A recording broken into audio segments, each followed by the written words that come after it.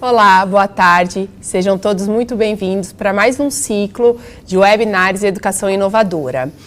Lembrando que esse aqui é o penúltimo, né? Como a gente está em novembro, então é o penúltimo ciclo esse aqui e todos os outros nossos ciclos já estão disponíveis, sempre ficam disponíveis no nosso Facebook, no nosso YouTube. Então, quem não viu os anteriores, acessem, que sempre vai ficar lá disponível, tá bom? Lembrando que o nosso último ciclo, ele aconteceu no dia 16 de outubro, com a Luciana Alan, e foi sobre competências contemporâneas, tá bom? E hoje a gente tem aqui uma pessoa super especial, que a maioria de vocês com certeza já conhecem, é um webinar que está super esperado, então a gente está aqui com a Débora Garófalo. Eu vou falar um pouquinho aqui da mini bio dela, tá? Débora é assessora especial de tecnologias da Secretaria Estadual de Educação de São Paulo e professora da Rede Pública de Ensino de São Paulo, formada em Letras e Pedagogia, mestranda em Educação pela PUC São Paulo, vencedora na temática especial Inovação na Educação no Prêmio Professores do Brasil, vencedora no Desafio de Aprendizagem Criativa do MIT e considerada uma das 10 melhores professoras do mundo pelo Global Teacher Prize, o Nobel da Educação. Só isso. Débora, muito bem-vinda aqui com a gente. Obrigada, é um prazer enorme estar aqui hoje com vocês e tendo esse bate-papo tão importante que é falar sobre tecnologia, mas também falar sobre o fazer, que é a cultura maker. Com certeza, com certeza. E o tema hoje do nosso ciclo de webinar é Cultura Maker. Então, Débora, né, nesse mundo onde a gente se fala muito de metodologias ativas, cultura maker, enfim, o que é a cultura maker? Bom, a cultura maker é tudo que vocês possam imaginar e mais um pouquinho. Ela é um grande guarda-chuva realmente para que a gente possa inovar em sala de aula. Ela é um caminho hoje para ser trabalhado em todas as escolas brasileiras, tanto particular como escola pública, porque ela permite o resgate da vivência, da experimentação, do mão na massa. É um movimento que teve origem nos Estados Unidos, com as garagens, e quem aí não se lembra de ter um parente com uma garagem? Eu ainda tenho meu esposo, que é um faz-tudo. Né? Então essa moda ela pegou e ela veio para a educação com um alcance muito grande, com o propósito justamente de resgatar esse jardim da infância, essa oportunidade de levar esse lúdico que ao longo da escolarização nós vamos nos perdendo. Então a cultura maker, ela possibilita a vivência, a experimentação com as mãos. Tá. Ou seja, é o faça você mesmo. É o faça você mesmo. Muito bacana. Ô Débora, e aí hoje a gente estava até, né, antes de começar aqui, surgiu até uma questão. Quando a gente fala de cultura maker, né, cultura maker o que é? É robótica? Está vinculada à robótica? Está vinculada a uma linguagem de programação? Não é isso? O que é, né, a cultura maker nesse sentido? A cultura maker, ela vai englobar todos esses cenários, porque ela é realmente um grande guarda-chuva, porque ela permite o fazer. Como ela permite fazer, falar que robótica é cultura maker está correto. Falar que costura é cultura maker também está correto, porque a gente utiliza o fazer e ela tem uma premissa que ela traz com ela, que nós vamos aprender uns com os outros. Então essa possibilidade de colaboração, mas esse fazer mão na massa, possibilita que a cultura maker, ela não atue num setor único, né? Que ela não seja uma única forma. Então que ela abarque a linguagem de programação, porque é um fazer, que ela abarque o bordado, que ela abarque a robótica, e nós estamos realmente fazendo, e é cultura maker. Ou seja, a cultura maker é todo o recurso, toda a utilização de criação, de inovação, de resolver um problema, a busca de se resolver uma situação e fazer com as suas próprias mãos. Isso, como ela trabalha muito esse fazer, ela vai agregando algumas coisas. Então, ela tira esse aluno da passividade, ela traz ele para o centro do processo de aprendizagem. Então, ela vai estimular as metodologias ativas. Com isso, o professor pode lançar um problema e, através desse problema, com a cultura maker, esse aluno vai ser capaz de resolver. Não necessariamente precisa estar envolvido a questão da parte eletrônica, dos conhecimentos de robótica, porque, como eu falei, a marcenaria, por exemplo, ela é também uma cultura maker. E não necessariamente você tem que saber ali domínios de ferramentas de eletrônica para poder estar conduzindo essa parte. Então, simples fazer uma mesa, fazer uma cadeira, é também uma cultura maker, porque ela vai mobilizar isso, é o fazer realmente, é o aluno planejar, fazer por ele mesmo. Tá. E uma das dificuldades, né, para as escolas que querem começar a caminhar nesse propósito da cultura maker, como que a gente pode introduzir essa filosofia dentro da escola, né? Porque também não é só o fazer, tem um monte de questões por trás disso tudo, né? Tem. Eu sempre falo que o primeiro passo é a atitude. Então, é o professor também se permitir aprender dentro desse processo. Não existe um certo ou um errado, muito pelo contrário. A cultura maker, ela valoriza demais a questão do erro, que faz parte desse processo. Então, é importante, o primeiro passo é a atitude, é você se permitir aprender dentro desse processo. Depois, é importante você ter um espaço que propicie essa atividade com a cultura maker. Então, conversar com os alunos sobre a questão da segurança, de valores sobre esse espaço é muito importante. Se você não tem uma sala de aula adequada, com carteira, com cadeira, é possível também envolver os alunos para pensar esse espaço. Então, agrupar carteiras para que os alunos possam sentar em colaboração, para que eles possam criar bancadas, é super importante para esse processo. E depois realmente vem esse fazer, que é onde o professor pode dar ou não um problema, mas pode deixar também os alunos encontrarem problemas dentro da escola, do entorno, para que seja trabalhado através da cultura maker. Tá. Então, é importante que se tenha pelo menos um espaço, não que ele tenha um investimento altíssimo, mas que se tenha um espaço, né? Que se tenha um espaço. E aí, lembrando, para quem tiver esse espaço, ele pode agregar equipamentos eletrônicos, né, como uma cortadora laser, como uma impressora 3D, ou questões de marcenaria para se trabalhar nesse espaço. Mas o primeiro aprendizado é fazer um espaço simples, é começar de alguma maneira. É começar, né? É começar, é dar esse primeiro passo. Então não se preocupe se você não tem uma impressora 3D ou uma cortadora laser, porque é um processo. É muito mais vantajoso ver o aluno realmente identificando, cuidando dessas ferramentas. E aí, se você me permitir, eu já vou dar alguma dica, né? Claro. Porque os professores principalmente me perguntam muito como trabalhar com ferro de solda, com os alunos, com furadeira.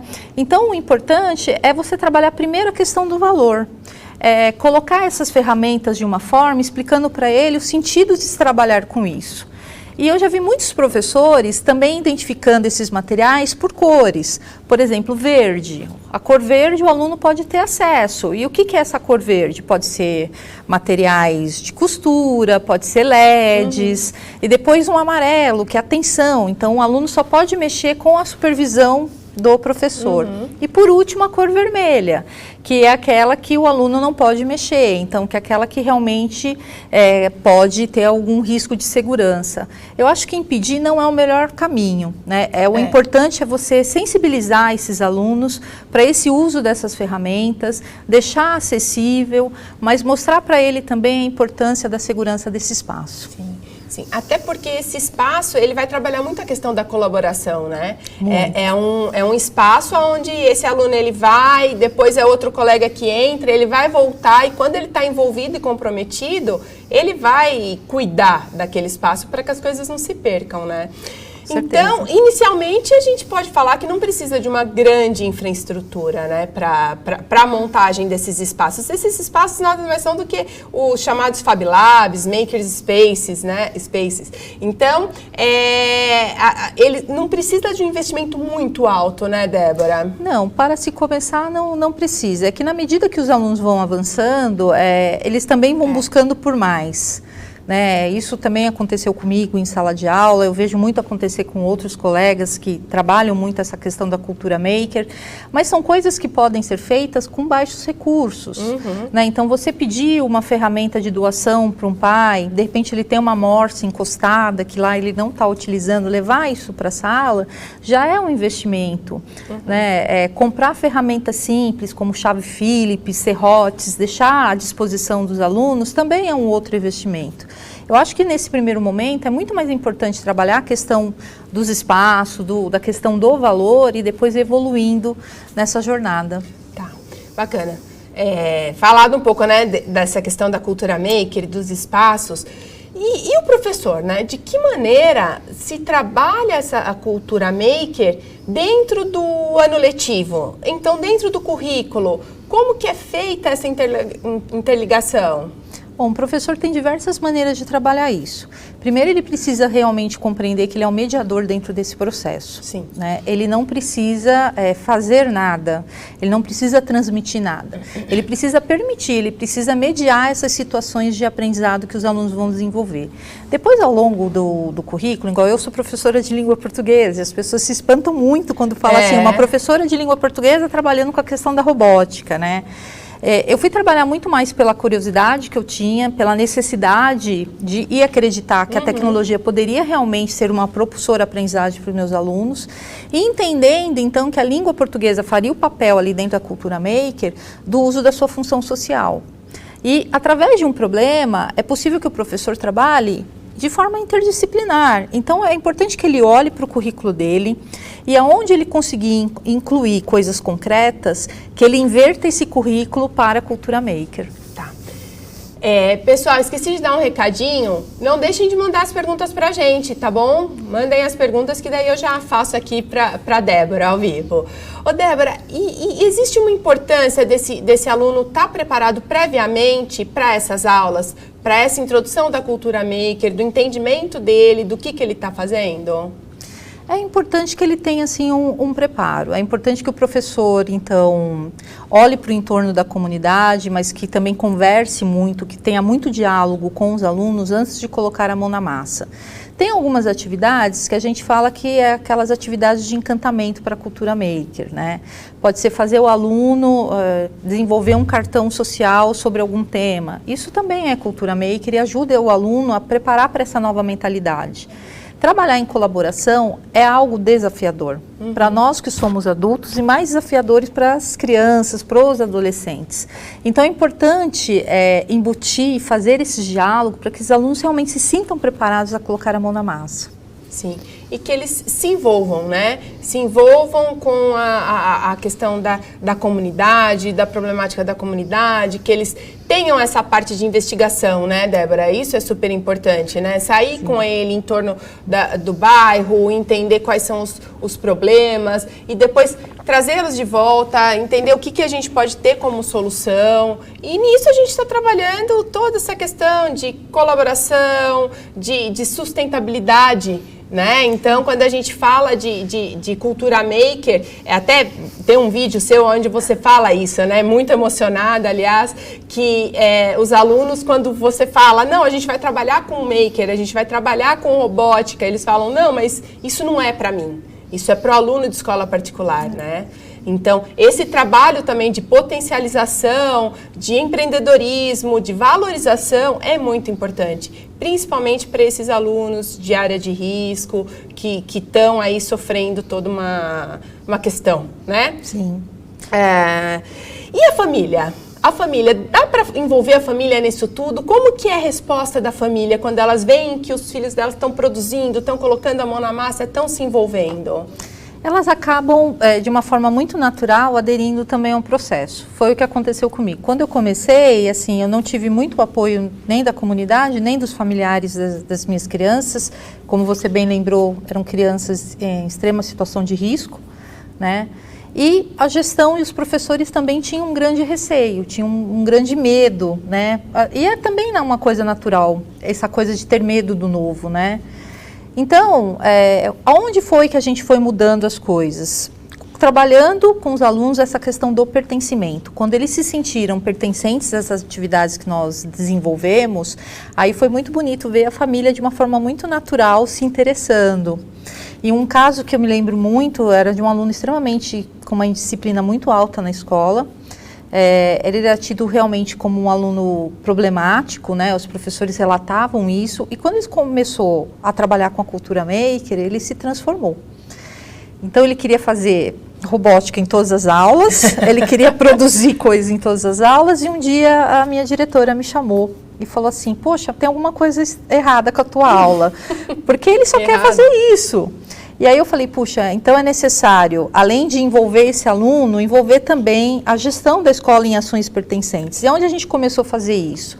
A criar games e envolver a comunidade para que eles pudessem participar das ações que os meninos estavam fazendo, e promovendo feiras, que era onde os meninos tinham oportunidade de ser protagonistas ao mostrar o seu trabalho para a comunidade escolar. E desta maneira, então, de uma forma muito natural, tanto a comunidade, a família, né, a gestão da escola, ela começou a se envolver nessas ações. E acho que você tocou num ponto de extrema importância, né? Que essa questão da cultura maker, todo esse trabalho que vai movimentar a escola, todo mundo tem que estar muito consciente e entendendo qual que é a proposta, como funciona e o papel de atuação de cada um, né? Até pegando um gancho nisso, como você enxerga hoje que a equipe diretiva da escola pode ajudar os professores nessa divulgação, a eles realmente se entregarem nesse trabalho com cultura maker? Bom, eu acredito muito que a gente tem que ter altas expectativas para os alunos. Eu acho que isso é um ponto batido na escola, mas que também a gente precisa ter altas expectativas para os professores. E uma forma disso, então, é a equipe gestora promover formações para que os professores também possam vivenciar a cultura maker. Uma vez vivenciado, ele consegue multiplicar. Eu vou te dar um exemplo claro, né? Eu costumo fazer muitas brincadeiras utilizando a sucata com a parte eletrônica para introduzir essa questão da cultura maker. E uma das atividades que eu fiz com os professores foi um robozinho desenhista.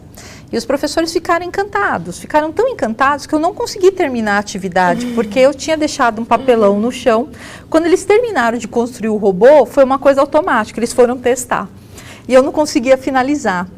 Mas a alegria de ver esses professores no chão, brincando com aquilo que eles tinham construído, foi algo mágico. Então a cultura maker, ela tem realmente esse poder de tirar, de mexer com a estrutura lá dentro, de falar, nossa, eu posso garantir sim uma aprendizagem diferenciada, uma aprendizagem que passa pelas mãos e não ser aquela coisa somente do conteúdo dentro da sala de aula.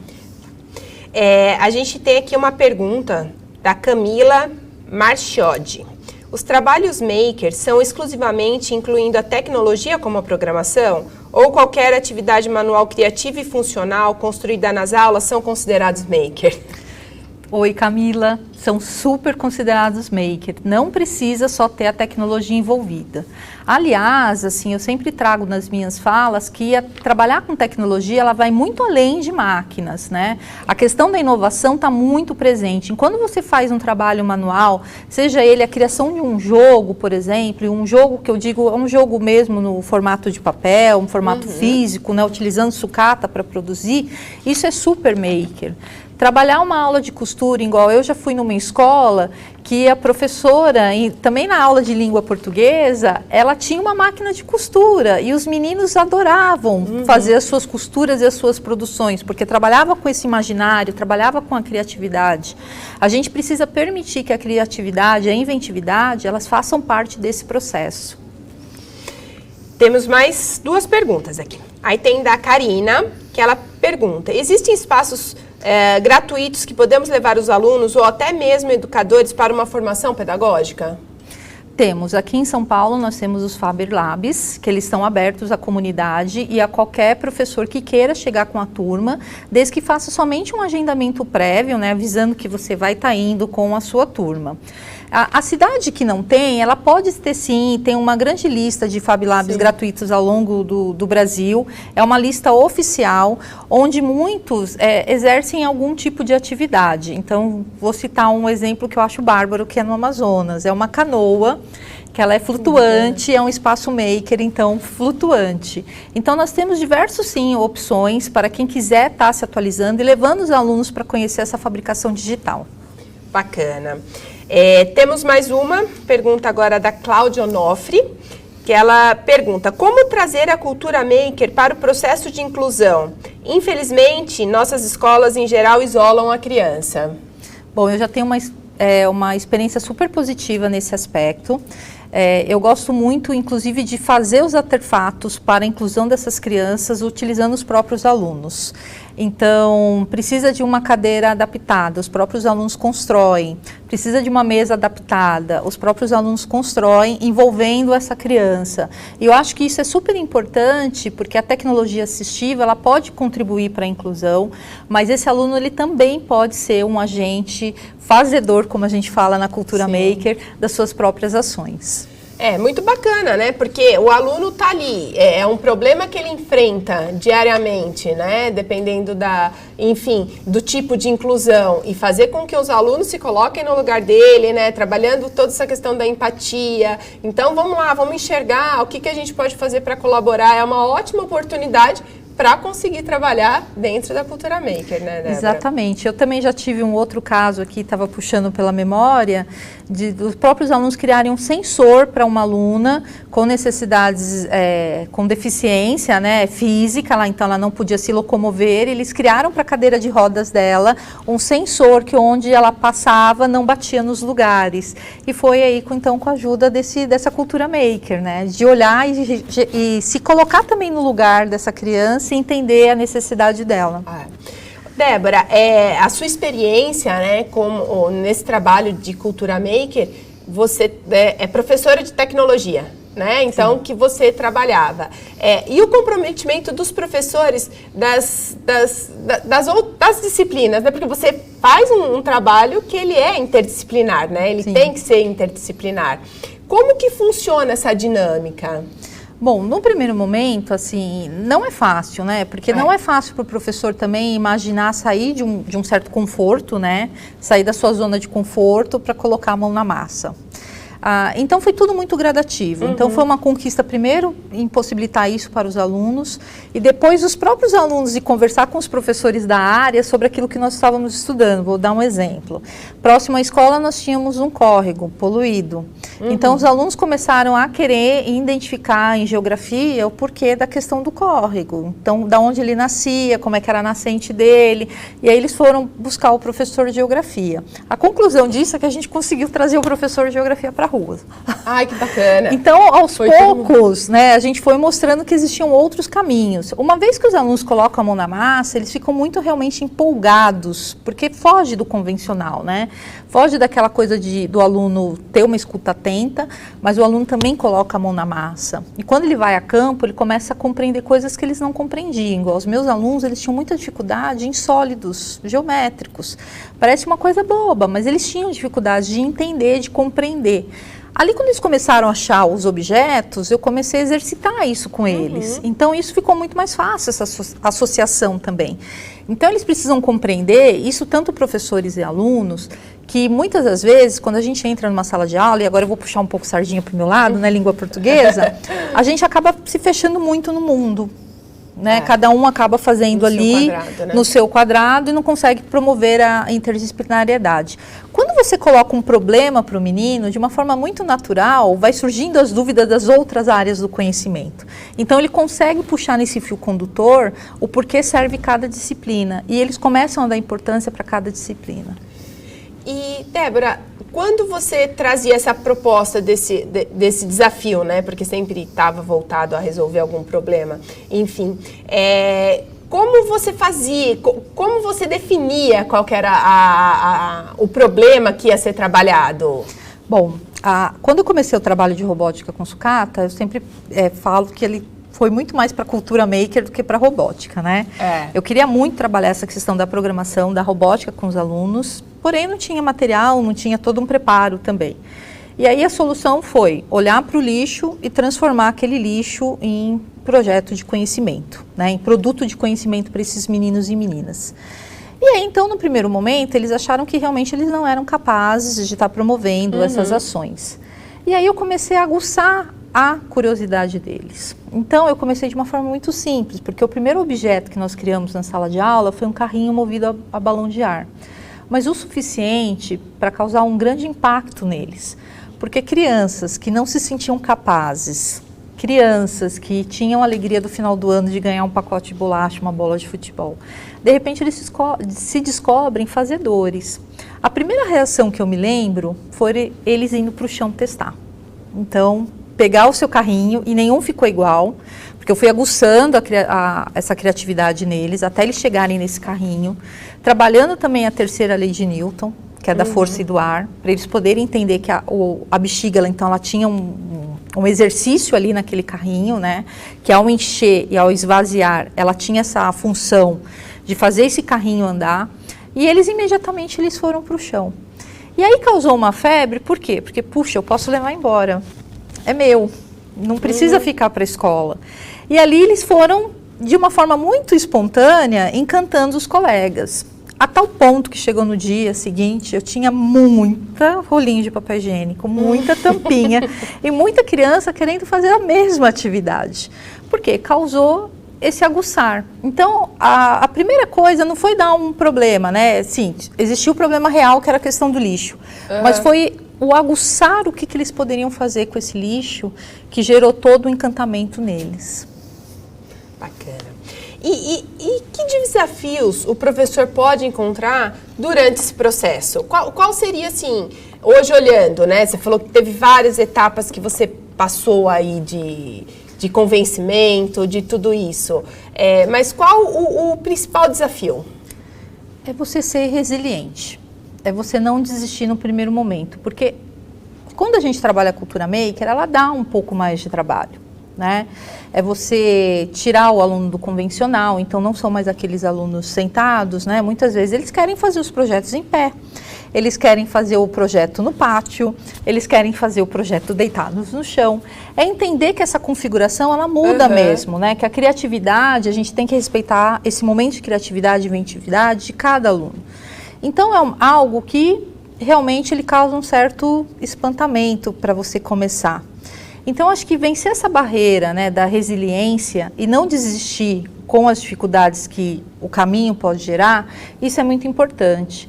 Depois, é definir um primeiro momento de encantamento dessas aulas, né? O aluno, ele também precisa, como o professor precisa brilhar esses olhos, o aluno também, ele precisa ter esse brilho no olhar para querer conhecer. Eu sempre brinco, né? Eu nunca começo uma aula de programação no computador. Porque aquilo pode ser muito maçante.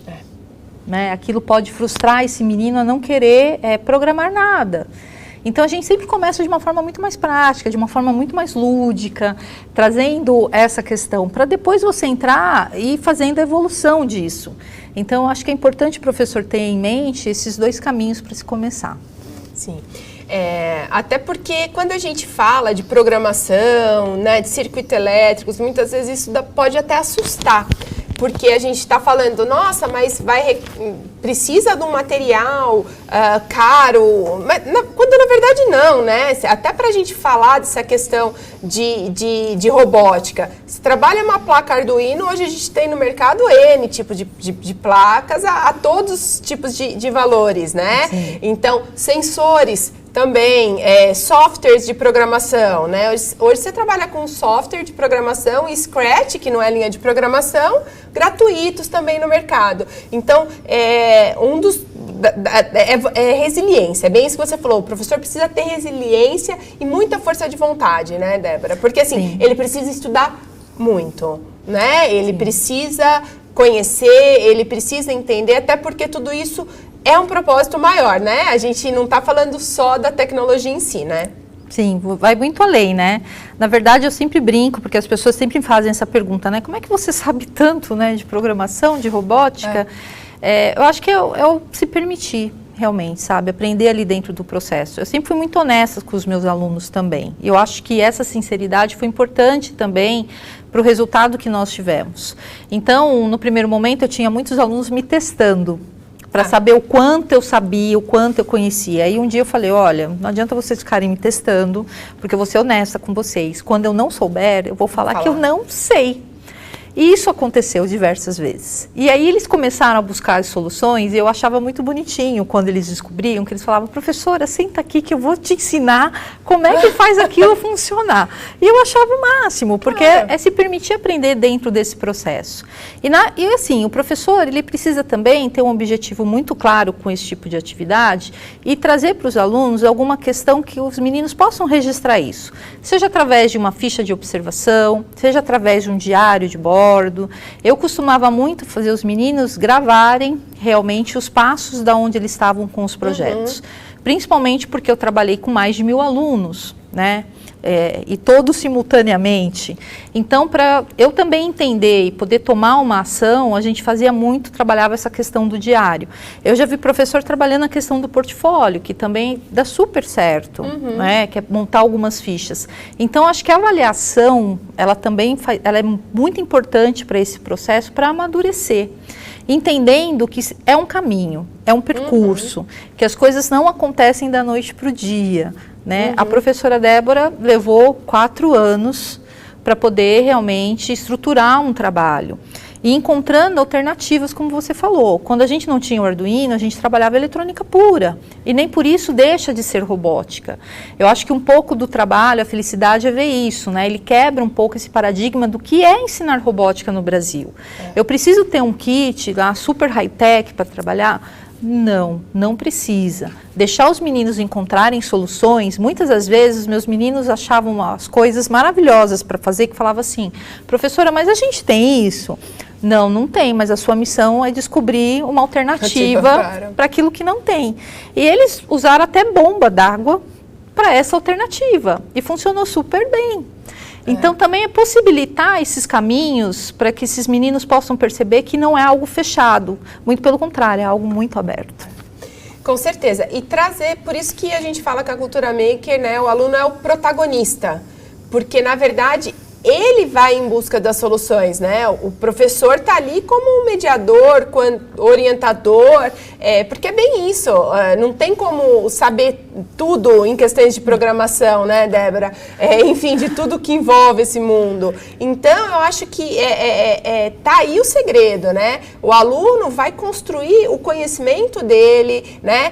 Não tem uma resposta certa, aquilo lá pode ser resolvido de diversas maneiras, mas encontrando a solução para aquela dificuldade, é onde o aluno realmente vai ter aquela sensação de competência, de que ele é capaz e que ele pode, sim, dar uma solução para aquilo. Sim, eu queria até comentar um caso. Certa vez, meu aluno Igor, ele resolveu criar um aspirador de pó. E no meio da construção, ele resolveu testar o aspirador que ele estava fazendo com um motor um pouco mais potente, motor de 12 watts, direto na tomada. E eu perguntei para ele antes dele testar, você tem certeza do que você está fazendo? Não tenho, professora, vai dar certo. E quando ele espetou na tomada, aquilo fez bum. Ele parou, né? A sala inteira parou, ficou olhando para mim.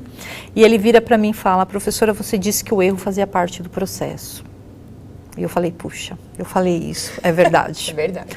Então, mas isso foi muito bacana, porque na hora que aconteceu, né? É claro que ele também falou num tom mais de brincadeira, né, ele não estava tão preocupado, as crianças que ficaram um pouco mais tensas de ver aquele momento, né? E foi só um estalo dentro da tomada, estava tudo certo. Mas o que eu falei sempre para eles ficou muito forte nesse momento, sabe? Que o erro fazia parte dentro do processo. E aí eu percebi, então, o quanto é importante você manter esse diálogo aceso, mas deixar essas crianças realmente experimentarem, aprenderem com os próprios erros. Depois que aconteceu, ele nunca mais queimou nada. Né, porque ele teve a prudência de pegar, de ficar testando na energia para ver se a corrente estava certa, para não queimar mais. Mas foi um aprendizado que ele multiplicou isso. E é engraçado como eles também se tornam multiplicadores desse conhecimento e como eles começam a colaborar com o outro, a se colocar no lugar do outro e auxiliar o outro. Sem dúvida. E o que a gente pode entender? Como é essa aprendizagem, né? Obviamente que é uma aprendizagem muito mais significativa para o aluno, né? Onde ele realmente vai enraizar aquele conhecimento e ele não vai esquecer tão logo aquela aprendizagem. E como a gente consegue, Débora, mensurar esse nível de aprendizagem do aluno? Existe alguma forma de avaliar, de acompanhar? Como que você fazia esse processo? Bom, primeiro eu só queria também comentar que eu acho que a cultura maker é muito o resgate realmente daquele jardim da infância. Eu tenho certeza, se eu perguntar para alguém que está nos assistindo qual foi o período que mais marcou a vida, né, eles vão lembrar do pé de feijão que a professora plantava. No algodãozinho. Isso, no algodãozinho. Isso é uma coisa unânime. Algumas pessoas não gostam dessa experiência. Eu gosto pelo seguinte, porque era um momento de observação, era um momento que o professor tinha de realmente colocar um exercício prático para aquele aluno aprender. Outro dia eu estava vendo o livro de ciências da minha menina, que inclusive é daqui da editora Moderna, que trazia uma experiência bárbara sobre respiração. E é uma coisa muito simples, era uma garrafa PET com a bexiga. E eu perguntei para ela, a professora fez a atividade? Ela falou, mãe, fez, foi um sucesso, porque... E ela entendia exatamente explicar, então, como funcionava essa respiração. Então, isso marca a criança de uma tal forma que é o que a cultura maker produz. É essa marca que fica dele entender como as coisas funcionam, dele entender que a mão dele, ela é muito mais do que uma mão, que ele vai mobilizar essa aprendizagem. Existem diversas maneiras de fazer a avaliação de um tipo de trabalho como esse. Uma que eu gosto muito é por rúbricas, onde você cria então esse critério com o aluno, né? Você determina a que ponto que ele está, a que ponto que ele quer chegar, e nisso ele tem níveis, né? E eles adoram porque a gente coloca umas figurinhas. Então eu gosto muito de um exemplo que a gente fazia, né? Que eles eram um Fusquinha e que eles precisavam chegar na Ferrari. E o que eles precisavam fazer para chegar na Ferrari? E eles são muito honestos. E eu também fazia comigo, né? Eu sempre ouvia para ver onde eu também estava errando.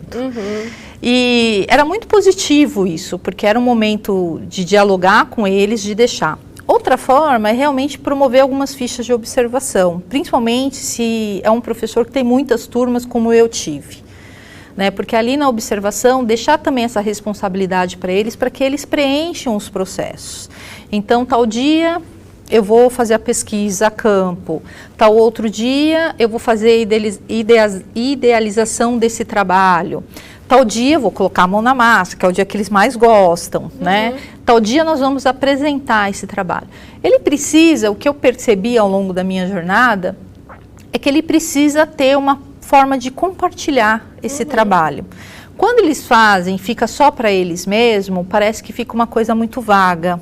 E para que eles possam ser realmente protagonistas, eles precisam colocar isso para fora, explicar sobre o trabalho deles. E isso é uma coisa importante.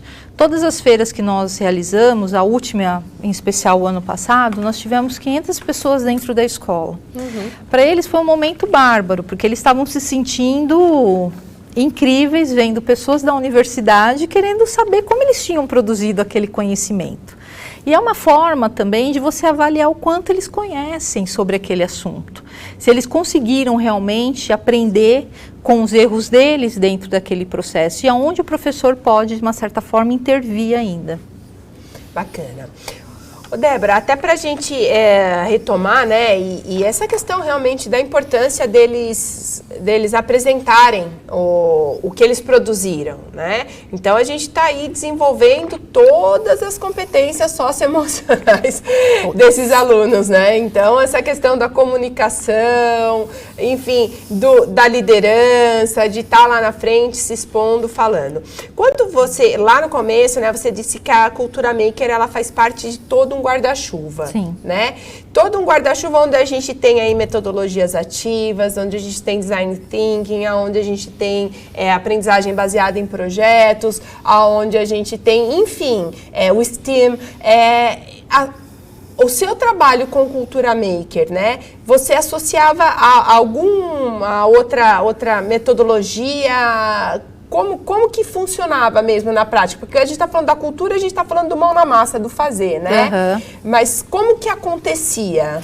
Bom, o meu trabalho, eu acho que analisando ele hoje, né, dentro de todo um contexto, eu vou falar que ele está muito puxado ao STEAM, porque você trabalha a questão da ciência, a questão da matemática, a questão da artes também, né, para finalização daqueles trabalhos, até a questão de engenharia, porque quando eu envolvo física, eu também trabalho a questão da parte da engenharia. Quando a gente olha para metodologias ativas, né, eu não posso deixar de trabalhar a questão da resolução de problemas. Mas é como você falou, ela acho que vai muito além desse guarda-chuva, né? Quando a gente pensa principalmente em competências socioemocionais, além de trabalhar as básicas, que é colaboração, empatia, resoluções de conflitos, porque eles têm que se arrumar. Trabalhar em grupo não é fácil para nós, mas é uma vivência, né? A gente precisa exercitar isso.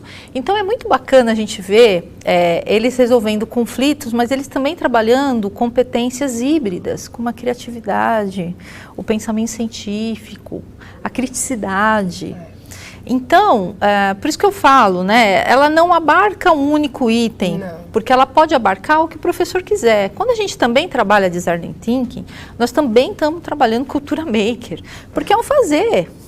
Né? Aquela chuva de ideação que a gente coloca, isso é um princípio da filosofia maker. Lembrando que também, eu acho que a filosofia maker, ela vai mexer com estrutura, né? Você pode criar um objeto do nada, então assim, eu tenho um copo aqui na minha frente, eu posso transformar esse copo num robô, por exemplo. Então você está transformando isso, ou eu posso consertar esse copo, né? De repente ele quebrou, eu quero arranjar um jeito de consertar esse copo. E isso cabe dentro dessa filosofia maker. Sem dúvida. Temos mais duas perguntas aqui.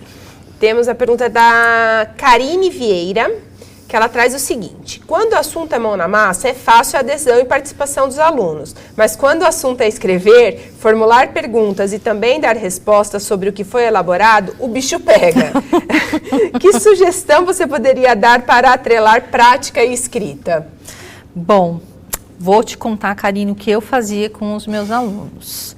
Porque realmente causa um grande encantamento, mas eu sempre falei para eles também que é muito importante essa parte da escrita, deles formalizarem isso no papel, até para que próximas gerações possam usufruir desse conhecimento que eles descobriram. E aí, quando a gente, então, traz isso para um diálogo com eles, as coisas ficam melhores, e eles fazem. Que talvez eu faria, de vez de começar por uma escrita, começa por um áudio. E depois faz eles formalizarem isso, né, do oral para, então, para a escrita, trazer para o verbal. Isso dá muito certo, porque eles vão se acostumando a um processo. Porque quando eles estão envolvidos no calor ali daquele envolvimento, de querer trazer alguma coisa, de fazer alguma coisa que funcione, é muito natural que eles realmente não queiram. Então, ficar testando, ficar escrevendo. Eu acho que quebrar um pouquinho, então, utilizando essas mídias de fácil acesso, como celular, para eles gravarem, e depois pedir para que eles coloquem no papel, eu acho que também surte um efeito muito bacana. O colega gravar um vídeo de 1 minuto, né? Não tem você... Treinar um pitch mesmo, pitch, né? Que você tem que vender a sua ideia em 5 minutos, enfim, numa conversa de elevador, né? É super bacana, né? Trazer. Uma outra coisa que eu tenho feito também muito é utilizar a metodologia do TEDx. Né? Ah, legal. Porque é onde você explora, então, essa questão da escrita mesmo, né? Então, conte uma história em 3 linhas, reduza isso para 2 linhas, reduza isso por um grupo de palavras, né? É uma forma também de exercitar, e é uma forma divertida, porque eles vão ter que ficar contando isso para o colega, e eles têm que mudar, é uma dança das cadeiras. Então, tudo isso, acho que ajuda a quebrar um pouco desse clima da escrita formal. Da redação, com 3 blocos, né? Bacana. Tem uma pergunta também da Simone Zago. O professor maker necessita de vários conhecimentos para dar base para os projetos. Exemplo, química, física, mecânica e engenharia. Como uma professora polivalente pode se tornar uma educadora maker sem essa base? Olha, Simone, estou eu aqui. Eu não tive nenhuma dessas bases, principalmente porque eu também fui formada no magistério. No magistério nós não tínhamos nem química, nem física e nem biologia por muitos anos, né? Somente nos 2 primeiros, outros 2 nós não tínhamos. Eu acho que é se permitir aprender dentro desse processo, né? Tem várias formas também, tem várias hoje formações, algumas muito gratuitas. de poder estar trabalhando essa questão mão na massa. O que eu diria para o professor é começar a entender um pouco de eletrônica. No meu caso, assim, eu tive uma ajuda muito especial, que foi do meu próprio esposo, que me ajudava com essa parte, porque ele é engenheiro, então eu ficava aborrecendo ele até altas horas, ele me explicar as coisas. Quando não dava jeito dele me explicar, eu ia lá e arriscava mesmo, fazia. E algumas atividades, eu acho que elas são muito práticas para você trabalhar isso, sabe? Igual o circuito de papel, que é quando você pega uma tira de alumínio, positivo e negativo, e faz funcionar um LED. É uma coisinha simples, mas que os alunos e o professor causam encantamento de ver aquilo acender. Outra coisa é trabalhar com massinha, e massinha térmica. Então, fazer uma massinha com os próprios alunos e depois fazer o teste com ela sendo condutora de energia. Isso é uma coisa que eles adoram. E explica esse circuito básico para se começar a trabalhar com a questão da eletrônica. Bacana. Tem também da Josefa Nunes. Você poderia contar um pouco como foi a experiência com sustentabilidade, como foi a aceitação dos pais com o trabalho com sucata? Ai, que pergunta, eu acho que eu vou chorar. Eu não consigo falar desse assunto sem me emocionar sempre. Bom, trabalhar a sustentabilidade para mim era uma coisa muito importante, porque eu acho que o nosso planeta ele merece desse carinho, merece dessa atenção. Na verdade, quando eu comecei a trabalhar a questão da sustentabilidade, eu vi que era o único caminho que eu realmente tinha para atingir os objetivos, que era ensinar programação e robótica para os meus alunos.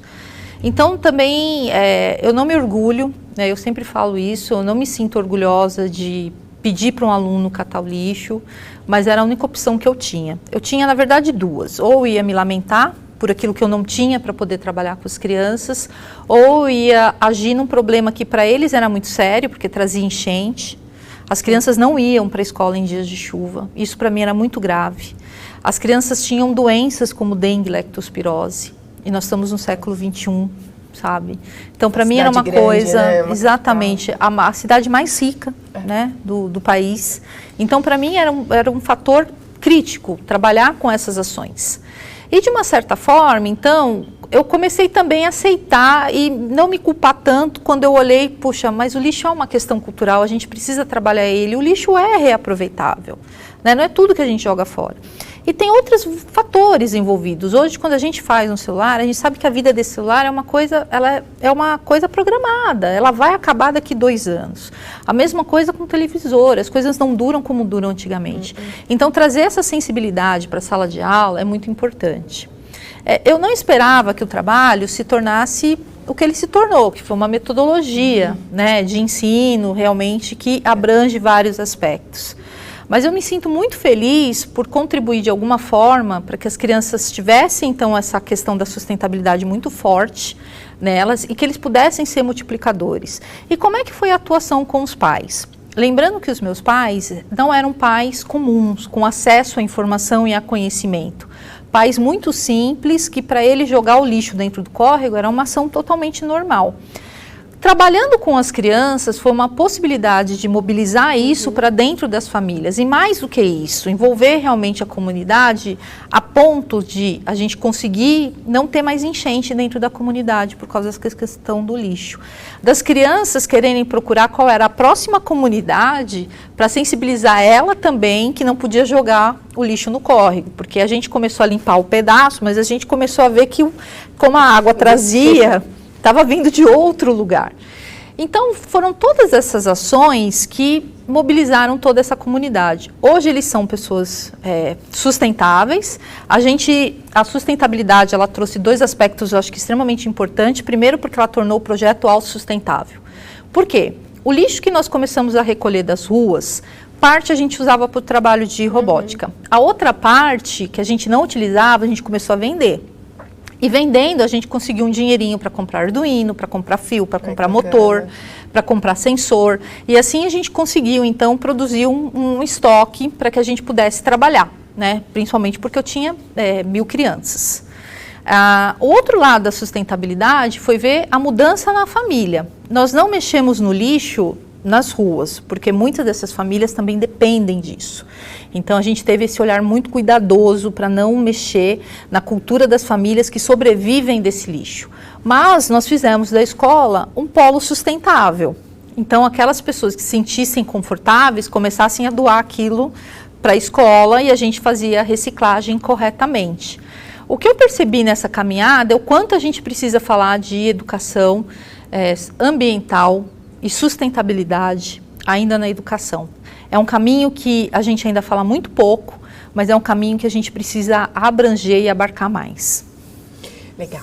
Ô, Débora, como a gente estava até conversando, né? Você falou que você é muito sistemática. Então, assim, como você programava essas aulas, né? Qual era a periodicidade dessas aulas? Você tinha todo um planejamento? Como que funciona? Então, eu estruturei, eu acho que é importante também falar que eu sempre falo que o trabalho não é meu e ele não é mesmo, né? Eu só sou a porta-voz desse trabalho que os alunos desenvolveram. Porque eu permiti, então, a ideia inicial, sim, né? Fui eu que tive, da gente transformar esse lixo em objeto de conhecimento, mas o trabalho foi todo estruturado pelas vozes dos alunos. Então, cada passo eu ouvi todas as turmas e a gente fez uma grande tabulação de como funcionaria o trabalho. Então, eles decidiram que seriam aulas públicas, sensibilização da comunidade, recolhimento e pesagem dos materiais, separação, venda, não venda. A gente trabalhou muito a questão também do empreendedorismo, né, dentro do próprio trabalho. E depois vem, então, a ideação desse trabalho, e aí sim, uma mão na massa para construção e um compartilhamento. Tudo isso foram passos seguidos por eles. E só deu certo porque foram feitos por eles. Né? Isso é que eu sempre falo para todos. Eu acho que permitir trazer a voz desse menino para dentro desse processo é fundamental. A gente, às vezes, subestima, né? Então, como é que é feita a programação disso? Em cima do que eles me trouxeram, é que eu fui planejar, então, quantas aulas eram necessárias. Eu também fui uma professora que só tinha uma aula por semana de 45 minutos. Então, muitas coisas foram dados os starts na minha sala de aula, com eles, mas muitas coisas eles começaram a ser protagonistas fazendo fora do horário de aula. Então, aqueles que tinham necessidade, como era uma professora que eu tinha também essa facilidade de dar aula praticamente o dia inteiro na escola, eles voltavam em contraturnos quando eles tinham dúvida ou quando eles queriam usar material. Então, eles já sabiam que eles não poderiam me atrapalhar em sala de aula, que eles tinham que entrar, ir para o centro da mesa, que eu tinha sempre umas bancadas à disposição. Já tinha a questão das cores, dos materiais que eles poderiam pegar sem permissão. E eles faziam um trabalho e falavam assim, professora, depois eu preciso falar com você. Funcionou também muito a questão do WhatsApp, do Messenger, principalmente, né, que é o que eles mais utilizavam na época. Então, essa questão de também poder fazer essa mediação à distância foi importante para o trabalho, para o crescimento pessoal deles. Mas eu sempre planejei essas aulas com começo, meio e fim. Então, porque às vezes poderia ter um feriado no meio da semana, né? E aí eu só ia ver essa turma de novo depois de 15 dias. Então, a gente sempre planejou que ela tivesse começo, meio e fim. Como é que era isso? Era uma aula com todo mundo na rua, para a gente conversar com a comunidade, para a gente sensibilizar, para a gente recolher material. Depois era uma aula só de lavagem, separação desses materiais. Depois era uma aula realmente para ideação. E assim, então, todo o trabalho, ele permeou 8 aulas, né? Que para mim era muito, porque eram quase um bimestre inteiro nisso. Mas eu vi também as ações e a realização deles de ter esse planejamento muito exato, com começo, meio e fim. Ah, é bacana. Ô, Débora, e diga uma coisa, até já ia fazer essa pergunta e veio uma pergunta aqui de uma professora ao encontro também. Que ela pergunta qual é a faixa dos seus alunos, o que você sugere para o ensino médio? Bom, cultura maker, ela tem uma limitação de idade? Não. Bom, a faixa, eu sempre trabalhei com Fundamental 1 e 2, né? Completo. Porque na prefeitura, a maioria são Fund 1 e Fund 2. Eu queria que o trabalho fosse para todos. Isso para mim sempre foi um ponto fundamental. Eu não queria que o trabalho ocorresse em contraturno, porque realmente eu queria muito prezar essa aprendizagem para todos. Então, desde os 6 anos aos 14 anos, todos eles passaram por isso. Claro, de maneiras diferentes. Uma criança de 6 anos, ela ainda não tem toda essa autonomia, ela precisa ser trabalhada ao longo da alfabetização. Então, eu também tinha esse olhar. Para mim foi muito fácil porque eu também sou alfabetizadora, então eu combinava sempre com o professor. Quem não é, fica muito fácil de combinar com o professor. Né? Para os demais, a partir do 4º ano, eu já sentia uma certa autonomia deles, então eu já deixava trabalhando. Um pouco é associar isso com a arte. Então, vou dar um exemplo. Leonardo da Vinci, ele criou invenções maravilhosas, que os alunos desconheciam. Tem muita coisa indígena que também foi criada, da nossa própria cultura, que é bárbaro trabalhar com eles em sala de aula. Então, para começar, a gente sempre fazia esses starts, trazendo um pouco disso. E aí eu idealizava. Para o ensino médio, é claro que você já pode começar, se nunca trabalhou a cultura maker, eu aconselho que também trabalhe com esse encantamento, né, para fazer. Mas eles já vão, assim, se envolver com coisas, porque em algum momento eles já desmontaram algo, eles já têm uma certa vivência. Então, trazer isso não tem idade, basta realmente ter o primeiro passo, que é o começar. Então, para começar, ou para terminar, enfim, uma dica de ouro que a gente poderia dar para esse professor que quer começar com a cultura maker. Qual que é a sacada, a cerejinha, a dica de ouro? Comece simples, mas comece. Eu não tive medo de começar com um carrinho movido a bexiga. E isso foi fundamental para que isso avançasse para o que avançou. O aluno precisa ter esse encantamento. Então, o professor, ele vai se sentir inseguro. Eu fiz uns 1000 carrinhos antes de começar.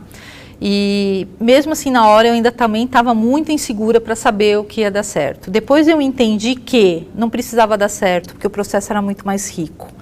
Então, primeiro passo, comece simples, mas comece. Segundo passo, o produto não é mais importante do que o processo. O processo, ele conta muito mais. Bacana. Ô Débora, você está aí recém-chegada de uma viagem, né, da França. Então, assim, você que está bem envolvida com todas essas questões mundiais, de aprendizagem, conta um pouquinho pra gente o que você viu de novidade dessa sua viagem, como que foi? Bom, o que eu tenho visto muito é que, tanto na França como nos Estados Unidos, na Inglaterra também, a gente tem visto muito essa questão da cultura maker, inclusive escolas voltando pautadas para a metodologia maker. Né? E como é que funciona isso, então? Você trabalhar o mão na massa com as diversas áreas do conhecimento, trabalhando estações por rotações. Nós vamos ter aí uma tendência muito forte, né? Nós já estamos tendo com a educação 4.0 e a cultura maker, eu acho que ela é propulsora dessa educação 4.0, porque ela é o start inicial para você trabalhar a questão do IoT, né, que é a internet das coisas, que ela também vai puxar para a cultura maker, trazer um pouco mais do ensino de linguagem de programação. Em muitos países o ensino de linguagem de programação ele é tido como uma segunda língua, a questão da robótica, mas também da inteligência artificial. Cada vez mais os nossos meninos eles vão trabalhar com plataformas adaptativas e fazer esse treino também, que é um fazer e que também é uma cultura maker, ela precisa ser iniciada na escola. Então, acho que trabalhar essas tendências, sabe, mesmo de forma simples, ainda por aplicativos pelo celular, é fundamental para a gente começar a contextualizar esse mundo que está muito moderno com a realidade dentro da escola. Que é de extrema importância, né? Esse aluno ele não ser apenas usuário de toda essa tecnologia, mas entender um pouco como as coisas funcionam. Eu digo mais, né? Que é tirar esse menino como consumidor e trazer esse menino como produtor de tecnologia. Ele precisa entender o que está por detrás. Débora, alguma indicação bibliográfica você teria para quem quer começar a entrar nessa leitura? Pessoal, tem o nosso blog da Moderna, que tem vários textos da Débora, então assim, já é uma boa fonte de consulta. As nossos webinars também, onde a gente está tratando vários temas, mas enfim. Sim, eu acho que nós temos vários aí, nós temos o Paulo Bleixten, que lançou um livro, uma organização de um livro com obras de professores da sala de aula, nós temos o professor Flávio também, que traz um pouco dessa robótica educacional, como começar a trabalhar em sala de aula, mas eu também não posso falar do nosso último texto, que é justamente sobre cultura maker, onde a gente traz um exemplo prático do professor André, lá de Fortaleza. A gente está ensinando como fazer um carrinho que estoura balões. Então, uma coisa bem lúdica, bem prática, que para você pode entrar no nosso site do blog da Moderna e acessar a matéria que saiu, que está no ar hoje, falando um pouco sobre cultura maker e também como produzir esse carrinho mão na massa. Débora, eu agradeço muito mesmo a sua participação hoje. Foi uma conversa assim super bacana, enriquecedora, foi ótimo. Além de tal, o prazer de estar com uma das melhores professoras do mundo aqui do meu lado. Então assim, mais uma vez, muito obrigada. Imagina, a alegria é minha de estar aqui do seu lado. A Letec tem o mesmo nome da minha irmã. Difícil. Falei para ela que eu não ia esquecer como é que se falava, mas é uma alegria poder estar e compartilhar experiências. E eu fico super à disposição, inclusive para quem quiser mandar alguma pergunta posteriormente, eu teria o prazer de responder. Obrigada, Débora. Pessoal, muito obrigado. Lembrando que a nossa próxima live e última desse ano é no dia 3 de dezembro, com a Paula Carolei, às 17 horas, tratando o tema de aulas gamificadas, como fazer. Muito obrigada e até a próxima. Obrigada.